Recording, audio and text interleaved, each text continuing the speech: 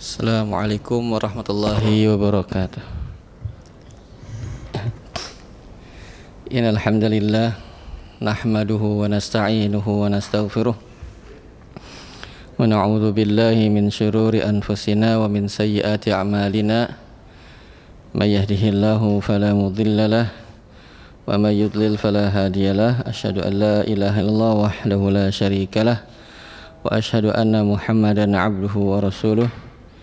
Ya ayyuhalladzina amanu taqullaha haqqa tuqatih wa la tamutunna illa wa antum muslimun. Ya ayyuhan nasu taqu rabbakumul ladzi khalaqakum min nafsin wahidah wa khalaqa minha zawjaha wa batha minhuma rijalan katsiran wa nisaa'a wattaqullaha alladzi tasaaluna bihi wal arham innallaha kana 'alaikum raqiba.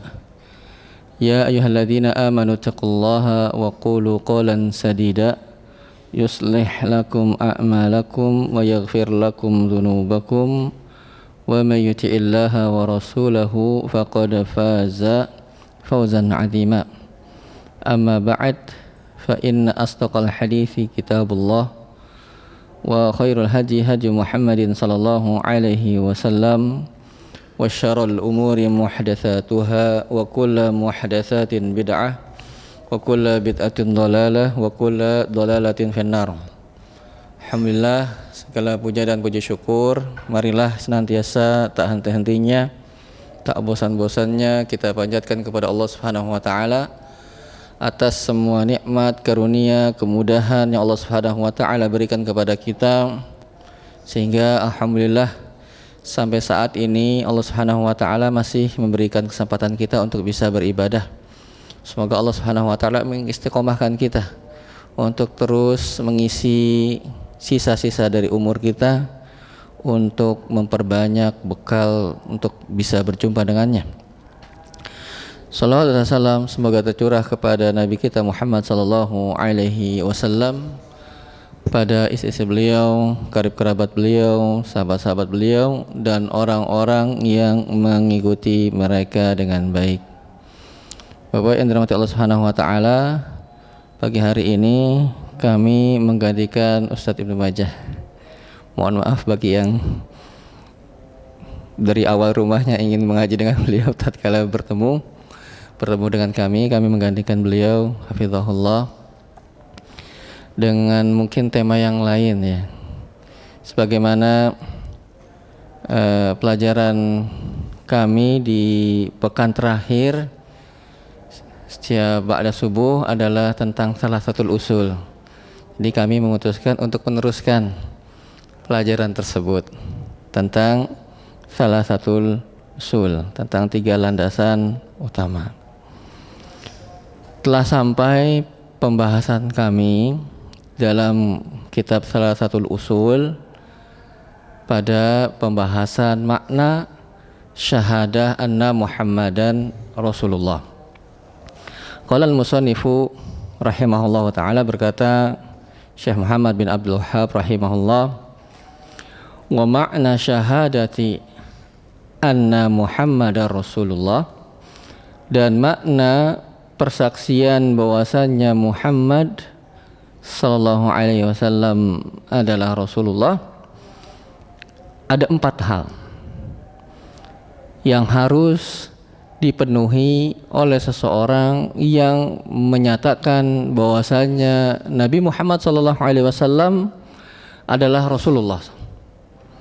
Maka tidak atau kurang sempurna persaksian seseorang terhadap asyhadu anna Muhammadar Rasulullah, melainkan apabila terpenuhi 4 poin tersebut, sebagaimana yang disebutkan oleh penulis rahimahullah. Maka poin yang pertama bagi orang yang menyatakan bersaksi bahwasanya Muhammad sallallahu alaihi wasallam adalah Rasulullah, yang pertama adalah ta'atuhu fima amar, mentaati apa yang beliau perintah.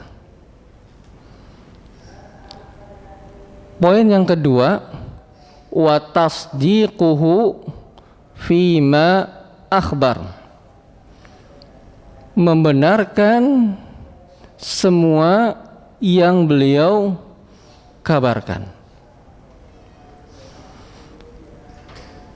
Kemudian poin selanjutnya yang keberapa? 3. Wajtinabu ma, dalam beberapa nuskhah manaha anhu. Ada yang saya baca ini ma'anhu naha, ya sama sebetulnya maknanya. Cuman lafadznya ada yang berbeda sedikit. Wajtinabu ma'anhu naha wa zajar, dan menjauhi semua apa yang beliau larang.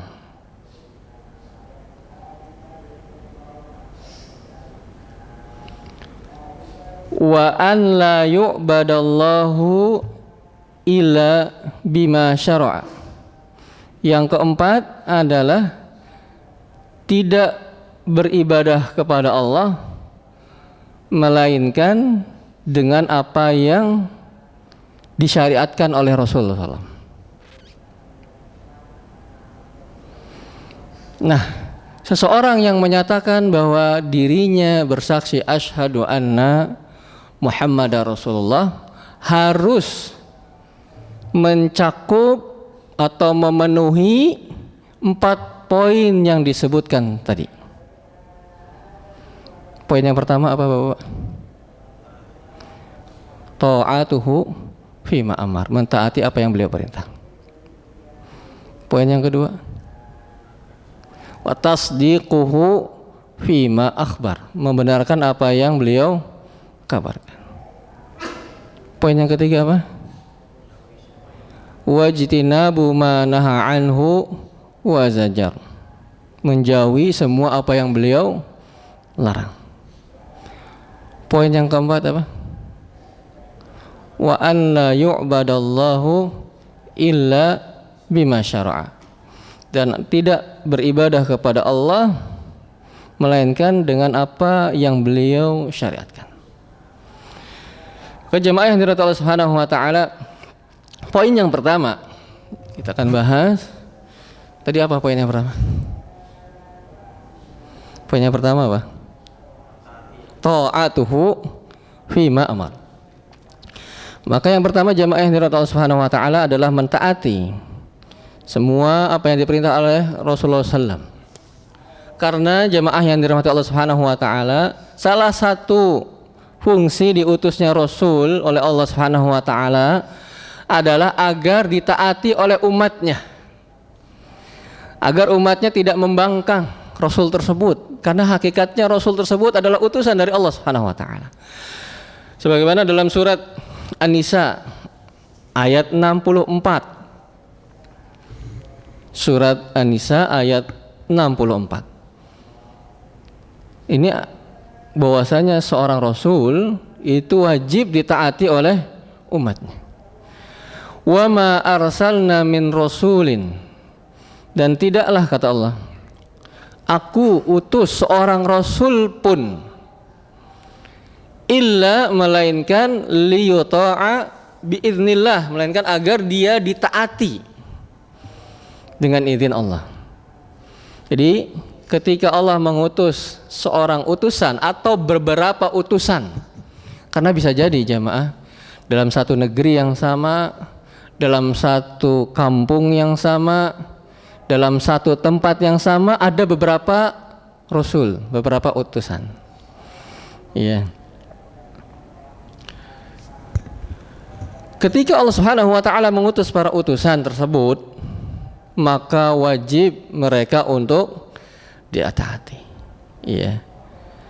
Dan juga dalil yang lain, ya, yang menunjukkan bahwasannya Rasul itu harus ditaati adalah firman Allah Subhanahu wa taala dalam surat Al-Hasyr ayat 7.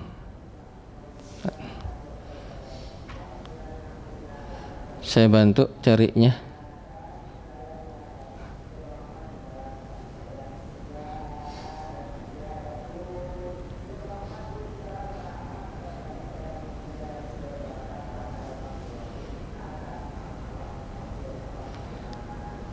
Kalau dalam Al-Quran biasanya halaman 546.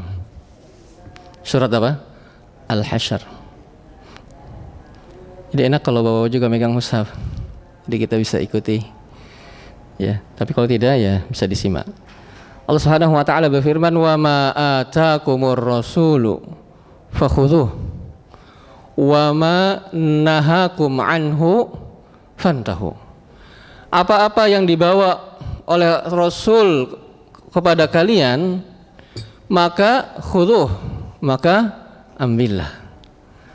Maka jamaah yang dari Allah Subhanahu wa taala, wajib bagi seorang untuk mentaati Rasul. Bahkan datang ancaman dari Allah Subhanahu wa taala bagi orang-orang yang membangkang terhadap Rasul. Ya.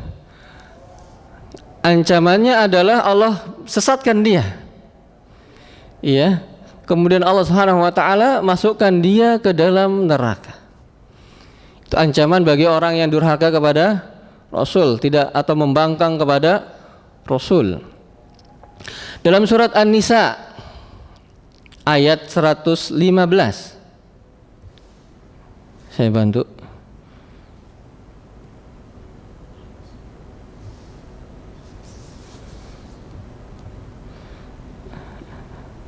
Halaman 97. Sudah? Surat apa tadi? An-Nisa. Ayat berapa? 115. Ayat itu tentang apa? Tentang ancaman Allah bagi orang-orang yang membangkang kepada Rasul. Tadi ancamannya apa? Allah sesatkan dia, kemudian Allah masukkan dia ke dalam neraka. Allah berfirman, "Wa may yushaqiqir rasul."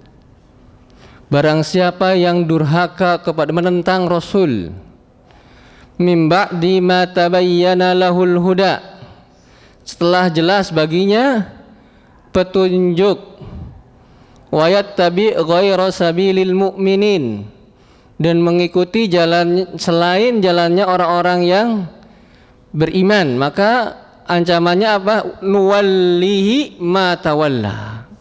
Aku biarkan dia ya tersesat kemana dia mengarah. Wa nuslihi jahannam, dan aku masukkan dia ke neraka jahannam. Ini balasan bagi, atau ini yang didapat bagi orang yang durhaka kepada Rasul. Kemarin juga telah kita singgung. Ya. Ayat ini, surat An-Nisa ini, selain menjadi dalil, surat An-Nisa ayat 115 ini, selain menjadi dalil bagi apa tadi? Tadi surat An-Nisa itu dalil apa tadi? Dalil tentang apa? Mumtaz. Dalil tentang orang yang menentang Rasul, balasan yang akan dia dapat. Selain menjadi dalil bagi itu, maka surat An-Nisa ini juga dalil dari apa? Dari tentang apa lagi? Sudah pernah disinggung kalau tidak salah. Mudah-mudahan tersinggung. Ada yang tersinggung tentang maksudnya ada yang ngeh gitu, masih ingat tentang surat ini atau masih lupa? Ya, dalil tadi surat An-Nisa ayat 115. Selain menjadi dalil tentang ancaman Allah bagi orang yang durhaka kepada Rasul, juga menjadi dalil wajibnya berpegang kepada manhaj salaf. Ya, wajib juga berpegang pada manhaj salaf. Ya. Dari mana? Kok bisa? Masih lupa? Dari lafadz yang mana nih?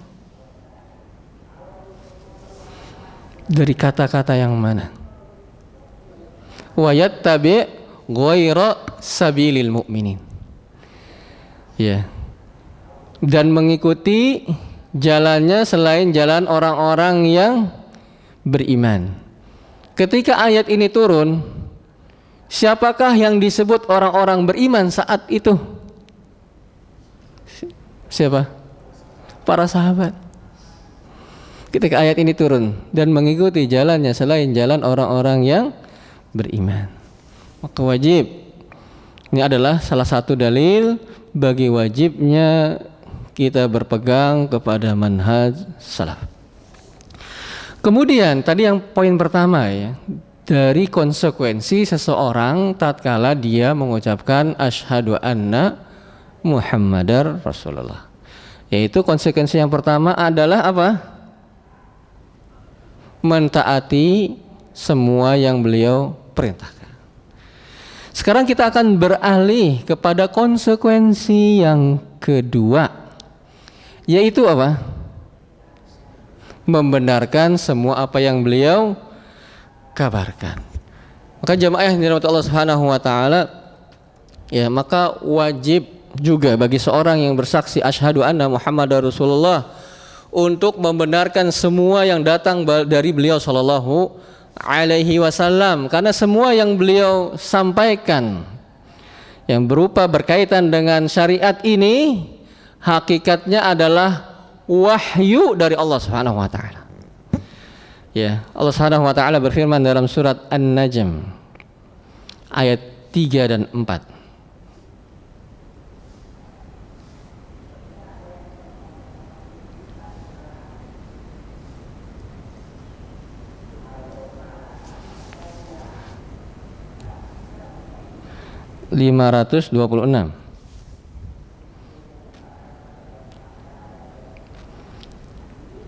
Sudah?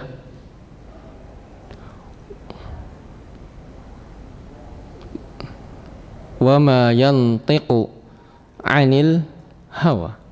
Tidaklah beliau berbicara dari hawa nafsunya. In huwa illa wahyu yuha. Melainkan itu adalah wahyu yang diwahyukan kepada beliau.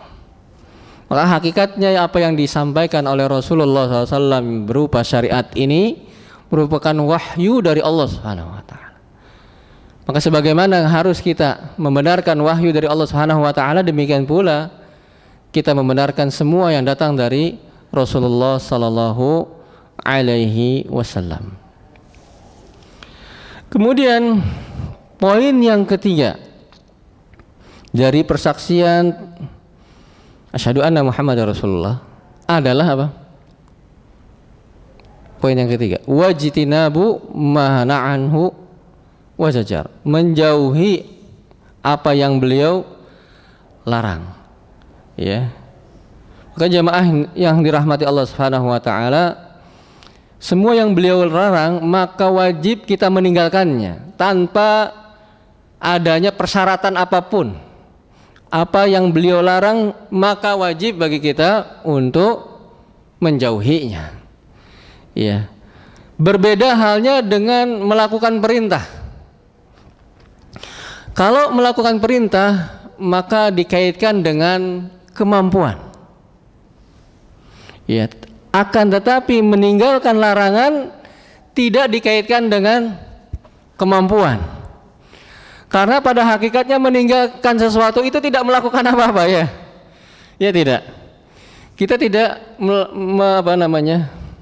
ketika ada sesuatu yang dilarang kemudian kita tidak lakukan, hakikatnya kita tidak ngapa-ngapain, kan begitu.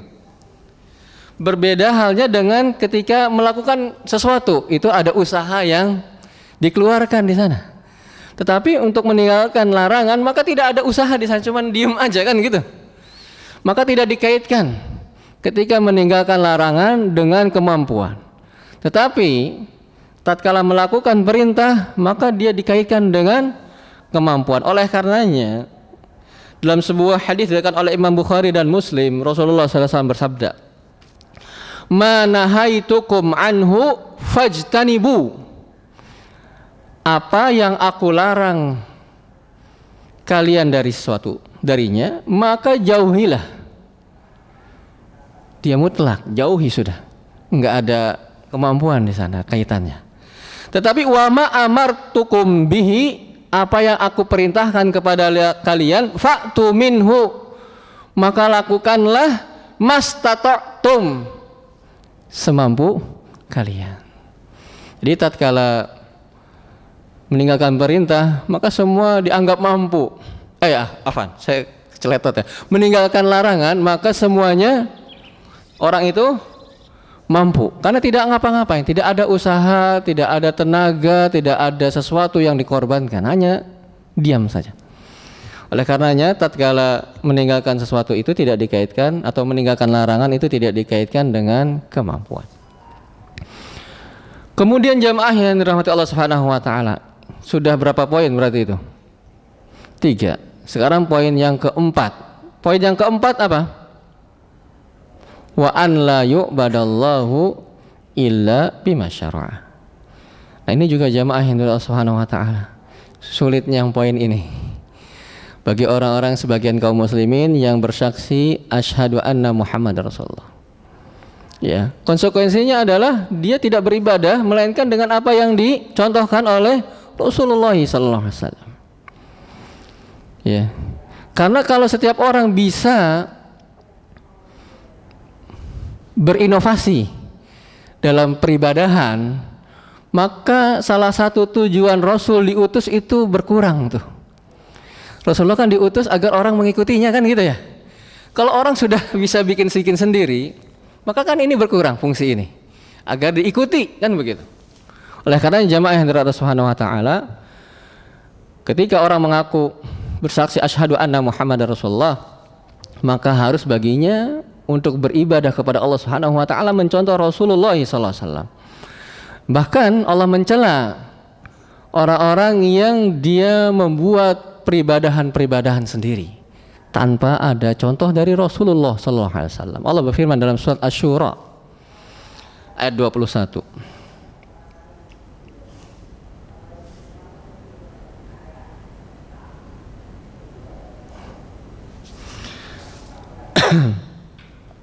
Halaman 485.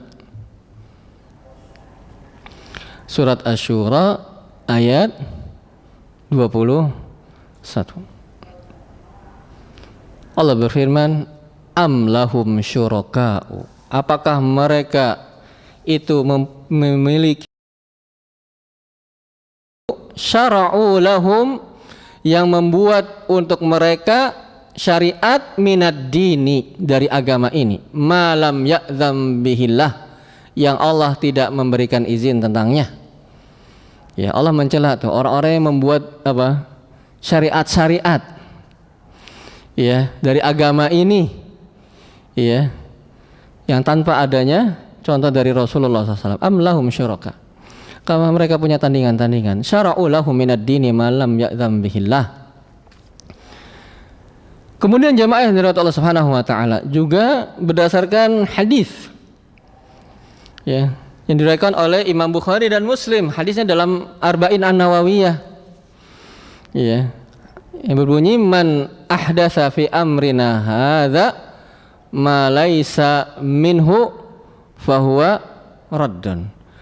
Barang siapa yang membuat-buat dalam urusan kami ini, dalam perkara kami ini yang tidak berasal darinya, maka hal tersebut tertolak. Jamaah yang dirahmati Allah Subhanahu wa taala, konsekuensi orang yang bersaksi asyhadu anna Muhammadar Rasulullah adalah ittiba, mencontoh Rasulullah dalam peribadahan dan menjauhi kebid'ahan. Ada salah kaprah jamaah yang dirahmati Allah Subhanahu wa taala tentang bid'ah. Ya. Bahwa bid'ah itu, ya, pokoknya yang enggak ada di zaman Rasulullah itu bid'ah. Ya. Jadi HP bid'ah gitu ya, kemudian laptop bid'ah dan segala macam, karena tidak ada dalam atau pada zaman Rasulullah SAW. Iya, maka jamaah yang dirahmati Allah Subhanahu wa taala salah kaprah dalam memahami bid'ah. Memang betul bid'ah secara bahasa adalah sesuatu yang belum ada sebelumnya. Tetapi yang dimaksud bid'ah dalam syariat ini adalah sebagaimana yang dikatakan oleh Imam Asy-Syatibi. Ya. Imam Asy-Syatibi mengatakan dalam Al-I'tisam, kitab beliau, dia mengatakan al-bid'ah tariqatun fid din, adalah cara di dalam agama, Jadi bid'ah itu dalam agama. Tadi juga dalam hadis tadi, man ahdatsa fi amrina hadza. Dalam urusan kami, urusan Rasulullah, bukan urusan dunia apa urusan tentang syariat. Urusan syariat. Ma laisa minhu, yang bukan darinya, dari syariat. Berarti kebid'ahan secara istilah itu yang dimasukkan dalam syariat. Bukan dalam di luar itu, bukan permasalahan duniawi yang dimaksud dengan bid'ah. Ada thariqatun fid din, cara di dalam agama mukhtara'ah, yang dibuat-buat. Ya, jadi bid'ah itu apa? Secara definisi, secara istilahnya adalah cara di dalam agama yang dibuat tudahi syariah, yang menandingi syariat, dia bentuknya seperti syariat, seperti ritual peribadahan. Yuqsadu bisuluki 'alaiha, dimaksudkan untuk melakukannya adalah al-mubalaghah fi ta'abbud, dalam berlebih-lebihan dalam beribadah kepada Allah. Ya, itu adalah definisi bid'ah secara istilah. Jadi bid'ah apa tadi? Ya menurut siapa tadi? Definisi dari siapa? Imam Asy-Syatibi. Dalam kitabnya apa? Al-I'tisam. Beliau mengatakan apa? Thariqatun fid din, cara dalam agama, mukhtara'ah, yang dibuat tudahi syariah, yang menyamai, menandingi syariat. Wa yuqsadu bisuluki 'alaiha, dan dimaksudkan untuk melakukannya al-mubalaghah fi ta'abbud lillah, berlebih-lebihan, melampaui batas dalam beribadah kepada Allah. Maka inilah yang dimaksud dengan kebid'ahan. Maka keliru orang yang mengatakan Anda dari ujung kepala ke ujung kaki bid'ah. Mungkin yang dimaksud adalah bid'ah secara bahasa, betul, tidak ada di zaman Nabi. Kita itu nggak ada di zaman Nabi, kan gitu ya. Tapi itu bukan yang dimaksud. Iya, bid'ah itu dalam masalah apa? Dalam masalah agama. Ya. Maka hal tersebut tidak diperboleh. Ya. Kemudian jemaah yang dirahmati Allah Subhanahu wa taala, ada beberapa dalil juga yang menunjukkan bahwasannya kita diperintahkan untuk alittiba, untuk mencontoh Rasulullah sallallahu alaihi wasallam dan menjauhi al-ibtida', menjauhi perbuatan-perbuatan kebid'ahan. Di antaranya adalah firman Allah Subhanahu wa taala dalam surat Al-A'raf ayat 157. Ya, surat apa? Al-A'raf. Dalil tentang apa? Memerintahkan untuk ittiba dan menjauhi ibtida'. Allah Subhanahu wa taala berfirman,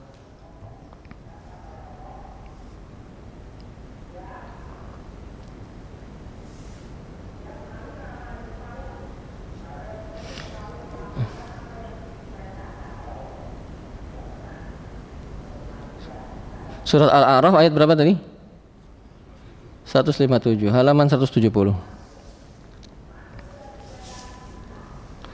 Alladzina yattabi'una ar-rasulan nabiyyal ummiyya. Orang-orang yang mereka mengikuti Rasul, Nabi yang ummi, Nabi yang tidak bisa baca dan tidak pula bisa menulis. Kemudian lagi masih surat yang sama, surat Al-A'raf, ya, dalam ayat yang sama pada lafadz wattabi'uhu, dan ikutilah dia, la'allakum tahtadun, semoga kalian mendapatkan hidayah. Perintah oleh Allah Subhanahu wa taala, wattabi'u, ya, dan ikutilah dia. Kemudian dalil yang lain, ya, dalam surat Ali Imran ayat 31. Ayat ini disebut dengan ayatul imtihan, ayat ujian. Ujian bagi orang-orang yang mengatakan mencintai Rasul, maka ada konsekuensinya. Atau ujian ujian bagi orang yang menyatakan dirinya mencintai Allah, maka ada konsekuensinya. Dalam surat apa tadi? Ali Imran ayat 31. Allah berfirman, "Qul," katakanlah wahai Nabi Muhammad, "in kuntum tuhibbunallah," jikalau kalian mencintai Allah, fattabi'uni, maka ikutilah aku.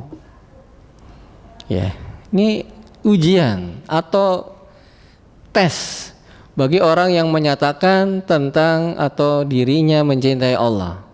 Maka salah satu konsekuensinya atau salah satu cirinya adalah dia mengikuti Rasul sallallahu alaihi wasallam. Ya, yuhibbukumullah wa yaghfir lakum dzunubakum, maka Allah pun akan mencintai kalian dan mengampuni dosa-dosa kalian. Kemudian masih banyak lagi dalilnya sebetulnya yang ingin disampaikan. Ya, cuman kita cukupkan beberapa di antaranya. Ya, tentang dalil-dalil mencontoh Rasulullah sallallahu alaihi wasallam. Kemudian mu'alif rahimahullahu taala melanjutkan perkataan beliau, wa dalilus shalah, dan dalil salat, wa zakah, dan zakat, wa tafsirut tauhid, dan tafsir tauhid, ya, adalah firman Allah Subhanahu wa taala, wa ma umiru, surat Al-Bayyinah, ya, wa ma umiru illa liya'budullaha mukhlishina lahuddin, tidaklah mereka itu diperintah melainkan agar beribadah kepada Allah dengan mengikhlaskan agama ini untuk Allah, hunafa, dalam keadaan lurus, yuqimus shalah, dan juga mereka diperintah untuk menegakkan salat, wa yu'tuz zakah, dan juga diperintah untuk menunaikan zakat, wa dzalika dinul qayyimah, dan itulah agama yang lurus. Nah, dalam ayat ini surat apa tadi? Al-Bayyinah. Ayat berapa? Ayat 5. Itu ada 3 dalil sana. Maksudnya menjadi dalil dari 3 permasalahan. Dalil bagi wajibnya sholat, wajibnya zakat, dan wajibnya mentauhidkan Allah. Ya, dari dalam surah Al-Bayyinah ayat 5 tadi menjadi dalil bagi 3 permasalahan. Wajibnya sholat, wajibnya zakat, dan juga wajibnya mentauhidkan Allah. Wa ma umiru illa liya'budullaha mukhlishina lahuddin, tidaklah mereka diperintah. Mereka itu siapa sih? Kalau kita baca awal suratnya, ya, kan dalam ayat yang kita baca ini, wa ma umiru, tidaklah mereka diperintah. Merekanya siapa? Kalau kita baca dari awal ayat atau awal surat, Allah berfirman, lam yakunil ladzina kafaru min ahlil kitabi wal musyrikina munfakkina hatta ta'tiyahumul bayyinah. Ya, orang-orang kafir dari ahlul kitab dan orang-orang musyrik, mereka tidak akan melepas keyakinan mereka, bayyinah, bukti, penjelasan yang gamblang. Berarti yang diperintah siapa? Wa ma umiru, orang-orang kafir dari kalangan ahlul kitab, ya. Nah, jamaah yang dirahmati Allah Subhanahu wa taala, ayat yang kita baca dalam surat Al-Bayyinah tadi, ayat 5, selain menjadi dalil bagi 3 permasalahan, yaitu wajibnya tauhid, wajibnya salat, wajibnya zakat, juga menjadi dalil bahwasanya orang-orang kafir itu pun dibebani syariat. Ya, jadi yang diberi beban kewajiban sholat, kewajiban zakat, itu siapa? Semuanya, muslim dan kafir. Iya. Karena Allah Subhanahu wa taala berfirman, "Wa ma umiru", tidaklah mereka diperintah. Dari tadi siapa mereka? Orang-orang kafir. Illa liya'budullah. Jadi orang-orang kafir pun dibebani untuk mentauhidkan Allah. Mereka punya tanggung jawab untuk mentauhidkan Allah. Kemudian juga dari mana kewajiban tadi tauhid? Kalau Bapak-bapak kita perhatikan ayatnya, wa ma umiru. Ma itu dalam bahasa Arab diistilahkan dengan an-nafyu. Ya, bentuknya bentuk kalimat negatif. Tidak, bukan, itu bentuk kalimatnya apa? Negatif. Saya tidak makan, itu negatif bentuknya. Saya makan, itu positif. Nah, bentuk negatif diistilahkan dengan an-nafyu. Ayat tadi yang kita baca itu negatif atau positif bentuk kalimatnya? Wa ma umiru, tidaklah mereka diperintah. Itu negatif apa positif? Negatif. Ada nafyu, ada apa? An-nafyu. Kemudian setelahnya ada ila. Wa ma umiru illa. Ya, dalam balago itu namanya hasr. Pembatasan. Ya. Nah, ini yang menunjukkan bahwasannya mentauhidkan Allah itu wajib karena dibatasi oleh Allah Subhanahu wa taala. Wa ma umiru, datang kalimatnya dengan bentuk hasr. Wa ma umiru illa liya'budullah, tidaklah mereka diperintahkan melainkan agar beribadah kepada Allah mukhlishina lahuddin, dengan keadaan atau dalam keadaan mengikhlaskan agama ini baginya. Mengikhlaskan agama untuk Allah, bukankah itu tauhid? Ya, maka wajib. Kemudian wa yuqimus shalah, ini pun wajib. Dari mana? Tadi kalau kita belajar bahasa Arab tahu itu dari atof, wa, kata sambung, kata hubung. Wa ma umiru illa liya'budullah.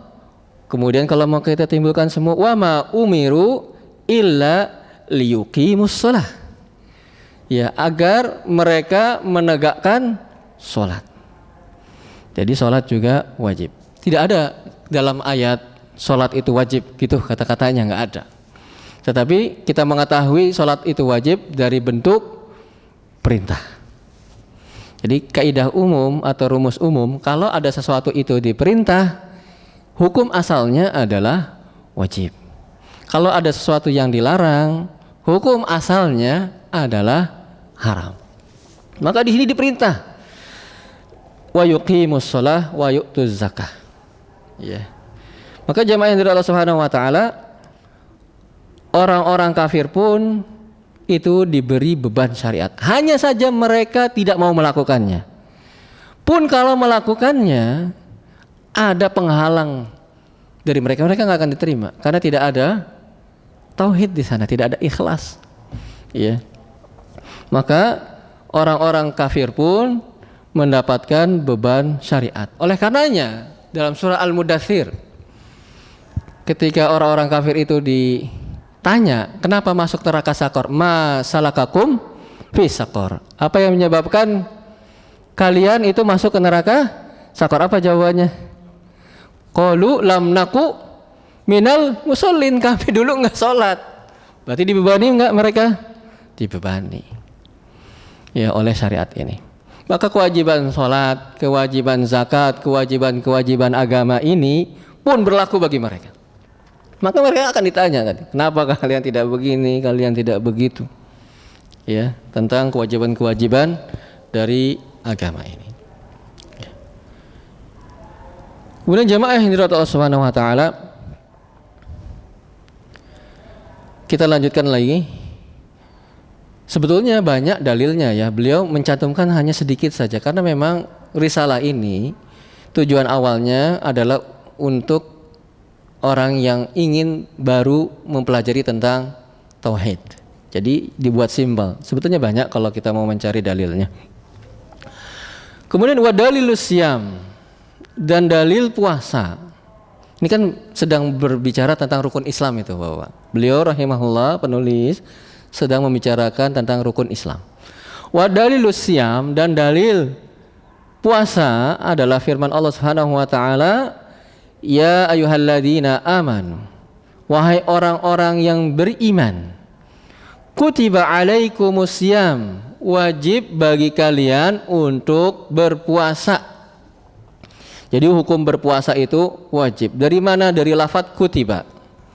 Di antara lafadz-lafadz yang menunjukkan wajib adalah kataba dan pecahannya dan turunannya. Sini kutiba. Ya, jadi kataba itu bukan hanya menulis ya, Pak. Kita tahu bahasa Arab kan kataba Muhammadun ad-darsa, Muhammad menulis pelajaran. Tidak. Salah satu lafadz yang digunakan untuk menunjukkan suatu itu wajib adalah kata kataba atau kutiba. Di sini digunakan oleh Allah Subhanahu wa taala. Kutiba alaikumus siyam. Telah, kalau bahasa letter lucknya, telah dicatat, telah ditetapkan, telah diwajibkan untuk kalian berpuasa. Kama kutiba alal ladina min qablikum, sebagaimana yang telah diwajibkan kepada orang-orang sebelum kalian. Jadi ada beberapa peribadahan yang tidak hanya dilakukan oleh umat Nabi kita Muhammad SAW saja. Ada peribadahan yang kita lakukan sebetulnya sebelum-sebelumnya sudah ada. Seperti ini, seperti apa? Puasa. Puasa itu sebelum umat Nabi Muhammad SAW juga telah diwajibkan berpuasa. Makanya kita pernah dengar nggak, Bapak-bapak, orang-orang bukan Muslim tapi dipuasa, ada ya? Ada ya, ada puasanya. Ya, maka jamaah yang Allah Subhanahu wa taala, puasa itu berlaku atau sudah ditetapkan sebelum umat Nabi Muhammad SAW. Demikian pula sholat. Iya. Itu juga sebelumnya sudah disyariatkan sebelum sholat. Cuman bagaimana teknisnya Allahu a'lam bishawab. Tapi perintah sholat itu sudah ada sebelum umatnya kita Nabi Muhammad sallallahu alaihi wasallam.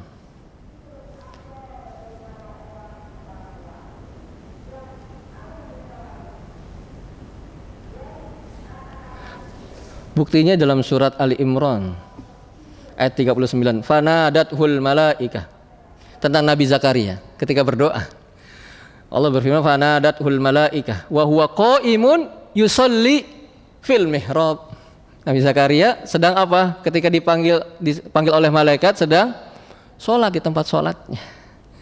Ya, jadi ada beberapa ya perintah yang diberlakukan di umatnya Nabi Muhammad SAW sebetulnya sebelumnya sudah ada. Di antaranya adalah berpuasa. Kama kutiba 'alal ladzina min qablikum la'allakum tattaqun.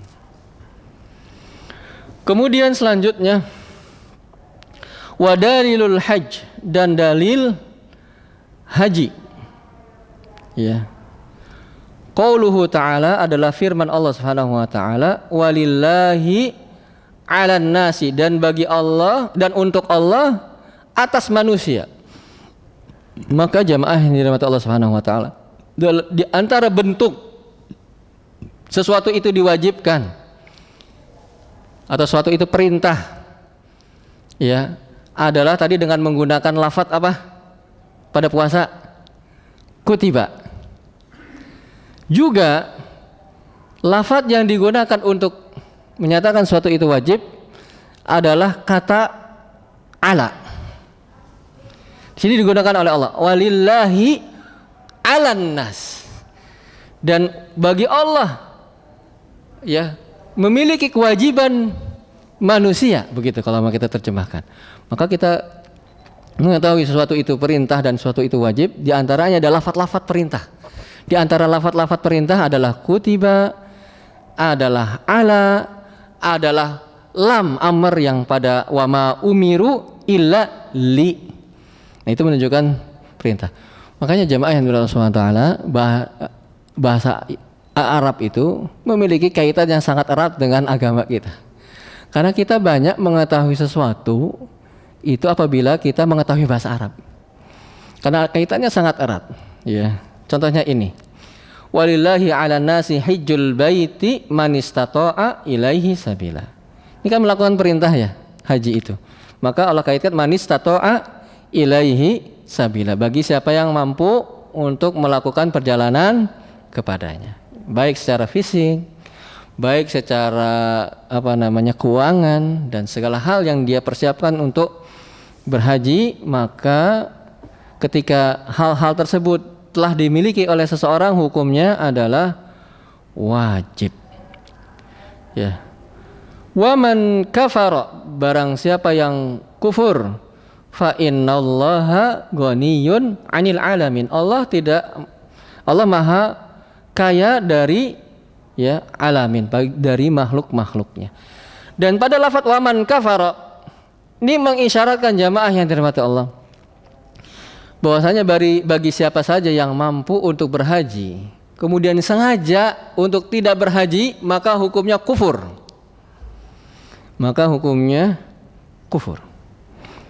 Ya. Kufurnya kufur akbar apa asgor? Tergantung. Kewajiban haji, maka kufurnya kufur akbar. Ya. Kalau dia tidak mengingkari kewajiban berhaji, tapi dia tidak berhaji padahal dia mampu, maka kufurnya kufur asgor. Ya. Kenapa? Karena terdapat hadis yang mengkhususkan itu. Hadis riwayat At-Tirmidzi, Rasulullah SAW bersabda, "Kana ashabu Rasulillahi sallallahu alaihi wasallam la yarawna syai'an minal a'mali tarkuhu kufrun ghairus shalah." Adalah para sahabat Rasulullah SAW, mereka tidak melihat sesuatu hal dari amalan-amalan yang tatkala amalan itu ditinggalkan itu hukumnya kufur, melainkan selain sholat. Maka kalau sholat kufur, maka sholat bahkan diperselisihkan apakah masih Islam atau tidak orang yang meninggalkannya dengan meninggalkan sholat tersebut. Jadi jamaah yang dirahmati Allah Subhanahu wa taala, ini pun menguatkan bahwasanya hukum haji itu adalah wajib karena ada hukuman dari Allah Subhanahu wa taala. Kemudian beralih kepada al-martabatus tsaniyah. Tingkatan yang kedua, tadi tingkatan yang pertama adalah Islam. Tingkatan atau martabah dalam Islam yang pertama adalah Islam itu sendiri. Telah beliau rahimahullah sebutkan rukun Islam. Kemudian beliau beralih kepada tingkatan yang kedua dalam keislaman, yaitu al-martabatus tsaniyah al-imanu, yaitu iman. Nah, tentang martabah as-tsaniyah ini insyaallah akan kita lanjutkan pada pertemuan selanjutnya insyaallah taala. Allahu a'lam bishawab. Ada yang ingin disampaikan jamaah? Apabila ada yang disampaikan kami mampu menjawabnya, kami menjawab. Kalau tidak, kami mohon dimaklumi. Ya, silakan.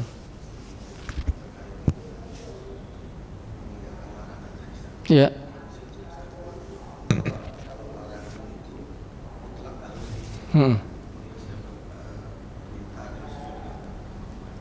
Baik. Baik.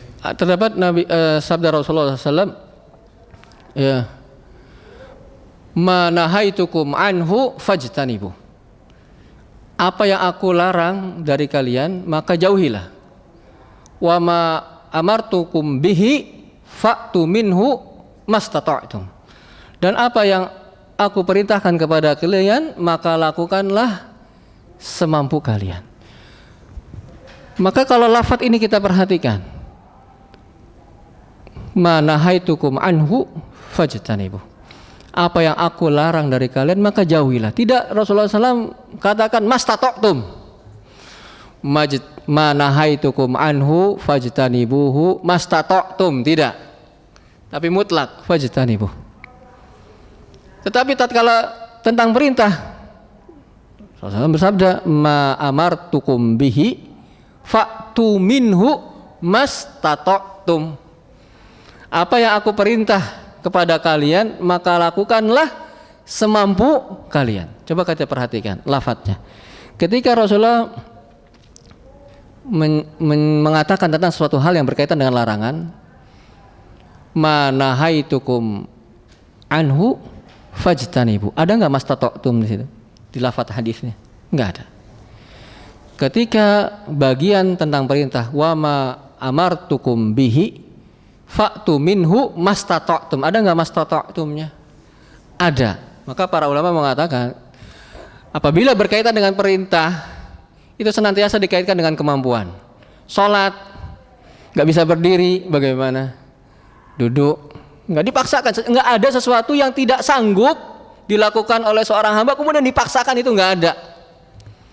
Ya, imma rukhsah diringankan, imma dia dimaafkan, ma'fu. Contohnya ma'fu apa? Haji. Ma'fu enggak kalau enggak bisa ke Mekah ya ke Malaysia, enggak kan? Dimaafkan. Jadi tidak ada dalam syariat ini sesuatu yang tidak dimampui oleh mukallaf, oleh seorang hamba kemudian harus dilakukan. Enggak ada. Imma konsekuensi rukhsah diringankan, imma dimaafkan. Maka para ulama mengatakan, kenapa kok kalau larangan itu tidak ada mastata'tum, tidak dikaitkan dengan kemampuan? Karena meninggalkan larangan itu semua orang bisa. Enggak ada, maksudnya tidak ada usaha yang dikeluarkan untuk meninggalkan larangan. Enggak ada effort yang kita lakukan, yang kita enggak ada harta yang dikeluarkan kan gitu. Enggak ada tenaga yang dikeluarkan, orang menjauhi kan enggak ngapa-ngapain ya, enggak ngelakukan kan gitu. Oleh karenanya tidak dikaitkan dengan kemampuan karena dia enggak bisa, karena enggak ngapa-ngapain kok. Kalau menjauhi larangan kan gitu. Misalnya ada larangan minum khamr, kita tidak minum khamr kan gitu, tinggal diem aja kan gitu ya. Ada larangan berzina, kita enggak melakukan zina kan gitu ya. Enggak ada usaha yang kita keluarkan sebagaimana misalnya sholat. Kalau sholat ada usaha enggak? Ada, kita wudu ya kan gitu ya. Kalau kita tidur kita bangun kan gitu. Kemudian kita melangkah ke masjid kan gitu. Kita sholat gitu kan. Kemudian kembali lagi, ada usaha yang dilakukan. Oleh karena ketika berkaitan dengan perintah itu dikaitkan dengan kemampuan, adanya kemampuan. Kalau tidak mampu maka diringankan atau dimaafkan. Ya kalau larangan maka semua dianggap mampu karena tidak ada yang dikeluarkan, tidak ada usaha, tidak ada tenaga, tidak ada harta yang dikorbankan untuk meninggalkan larangan. Ibaratnya tinggal diem aja, maka tidak dikaitkan dengan kemampuan. Contohnya larangan apa? Coba sebutkan contoh larangan agama. Di antara larangan-larangan agama. Bisa beri contoh Bapak? Ya?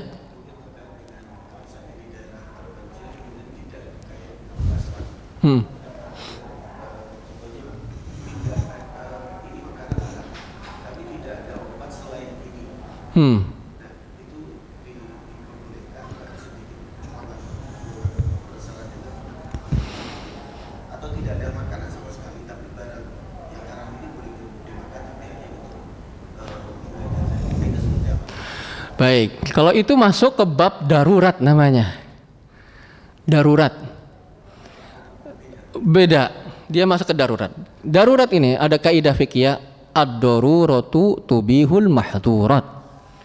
Darurat itu membolehkan hal-hal yang dilarang. Ketika keadaannya darurat, maka hal-hal yang tadinya dilarang itu diperbolehkan. Ya. Ya ini jadi agama itu dia komprehensif. Gak bisa kita comot sini kemudian meninggalkan yang lain. Dia harus berbagai, dia tuh sinergi gitu, saling berkaitan satu dengan lainnya. Begitu. Jadi kalau demikian keadaannya ada sesuatu yang dilarang, kemudian dia terpaksa ya melakukannya, maka itu masuk ke dalam bab darurat. Ya. Maka ketika keadaannya darurat diperbolehkan hal-hal yang tadinya dilarang sebatas keperluan. Ad-daruratu tuqaddar biqadariha. Ada kaidah yang lain lagi. Darurat itu sesuai dengan kebutuhannya. Ya, mentang-mentang darurat misalnya makan sesuatu yang diharamkan kemudian sampai nambah, ya enggak. Sesuai dengan yang dibutuhkan. Obat juga begitu. Sesuai dengan yang dibutuhkan. Bahkan kalau obat berlebihan dari yang dibutuhkan kan bisa overdosis. Obat yang boleh saja ketika digunakan melampaui atau berlebihan itu kan jadi tidak baik, apalagi yang tadinya dilarang, sudah asal hukumnya dilarang kemudian dia berlebihan, maka double. Maka ketika sesuatu itu